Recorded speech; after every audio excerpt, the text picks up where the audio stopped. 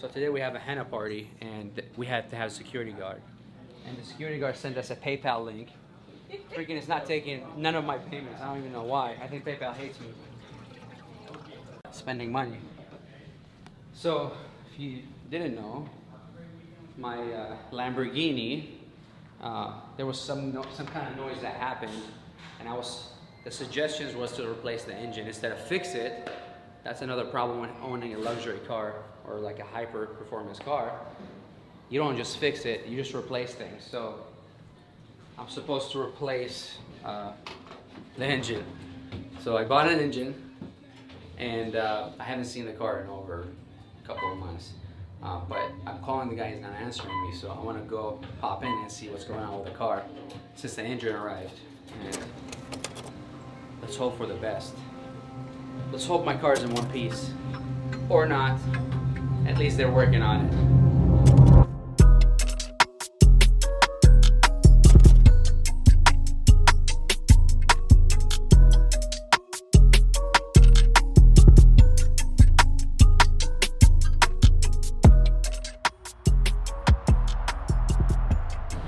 There's the Prius. I guess the Japanese did well with that car. However, I did have a cracked windshield for a very long time. Finally got it fixed, so now I'm not embarrassed to show it. Like, it's got lights everywhere. Look at this. Look at the edges, the sexiness. How can you hate this car? And if you were a cop, you would not want to pull me over. Who wants to pull over a Prius? So another fun fact. I took the car to the dealership, so they're a Lamborghini dealership.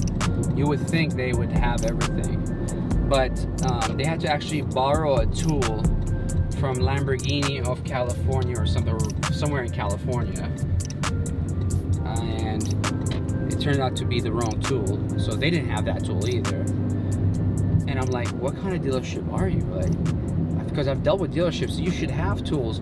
Apparently it doesn't work like that when you have high performance car. All they say is we can replace the engine, because they wanted to look into something inside the car to see if it's actually bad or not, but they had to get a tool, and I had to wait, so I don't know for how long, to get that tool delivered. And by the time it got delivered, it wasn't even the right tool because they didn't have it.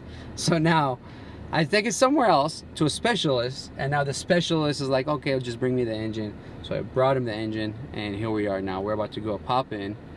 I haven't even met the guy, so it's been phone calls and referrals and whatnot. So we'll see what happens. But that's the fun fact. You have a nice car, you take it to where you're supposed to take it, but they don't have the right tools, or they don't know what to do with it. There's one guy that's supposed to manage all these cars, and maybe there's some helpers that help him, but you can't even trust the dealership with them. I don't know why. Why would they even run the business like that? It's crazy. It's like they want to sell it and send you out.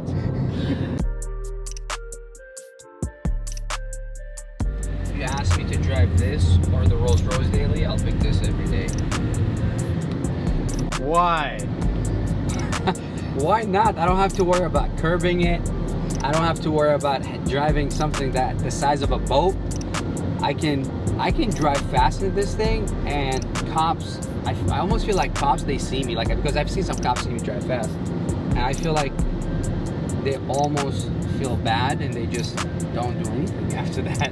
So I don't know if that's the thing. It's like, oh, this guy owns a Prius. Yeah, I mean, yeah, his life is not that great. So I mean, but they don't know that this is my baby. Oh. The ugly truth about luxurious cars too. Crazy. You see the nice cars. You see everybody posting about the nice cars, right?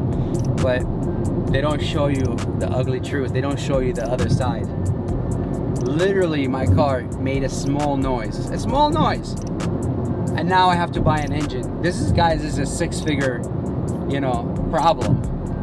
And, unfortunately, you have to deal with it. But, thankfully, we're at a place where I can afford to do that.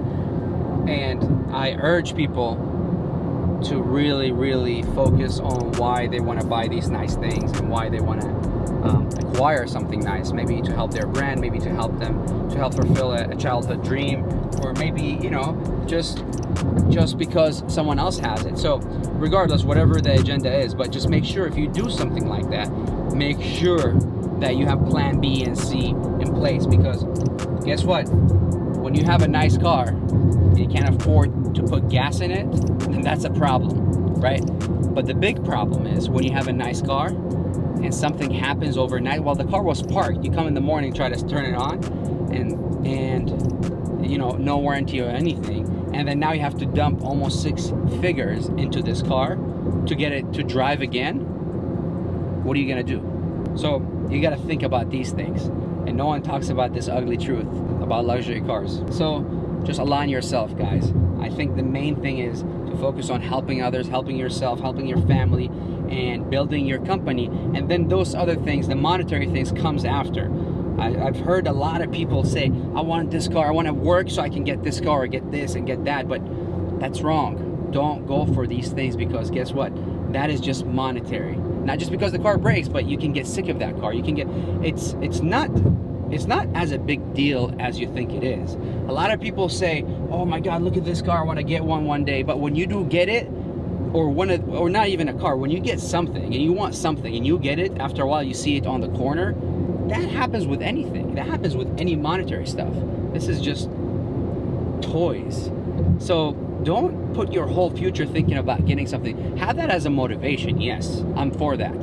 Having a nice car in your vision board and something as a goal, not a purpose. That's a goal. So I'm for goals all the time, because you want to enjoy your goals, enjoy the fruits of the labor. But if you have that car as your purpose, you're doing it wrong, my friend. You're doing it all wrong. And you know what? You're hearing it from someone that's done it all wrong before. So it doesn't get realer than that.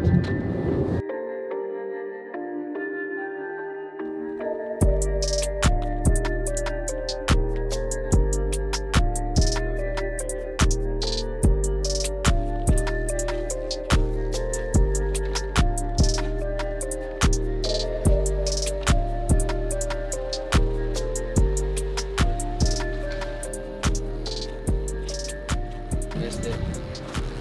It hurts to see her like that.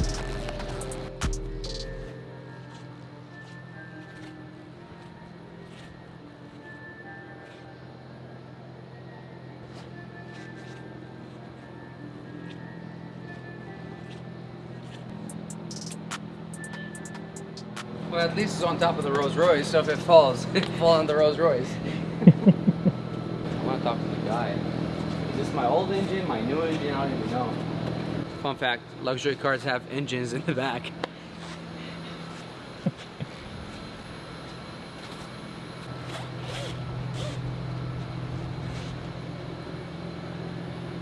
Let's go see the man. It hurts to see my baby like that.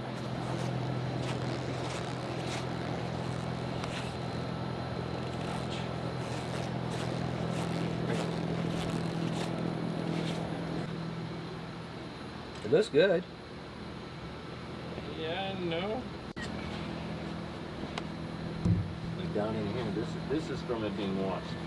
See, and that's a degreaser. Degreaser leaves a chemical burn. See how it's kind of gray? It's not white. Yeah. The white is from the salt.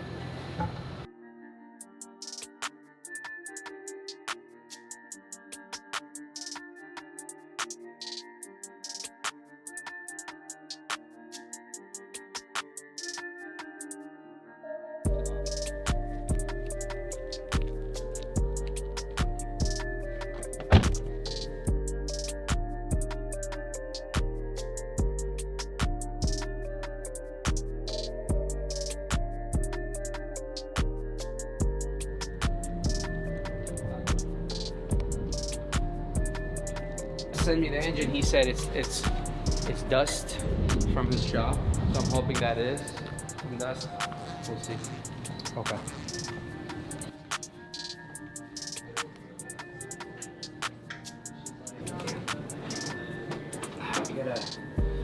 We gotta go. I have my henna party, so I gotta get out of here.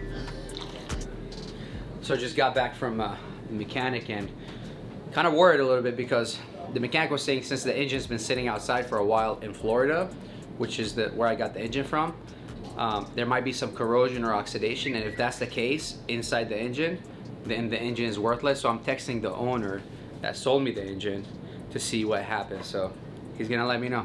On Monday we'll find out. They're gonna run a camera through it, and God willing, it's okay. Guys, I know this video is short, but I'll keep you updated on what happens to my car. If you like this, please comment below, subscribe, and let me know what you'd like to see next. The life of spending money or the life of making money?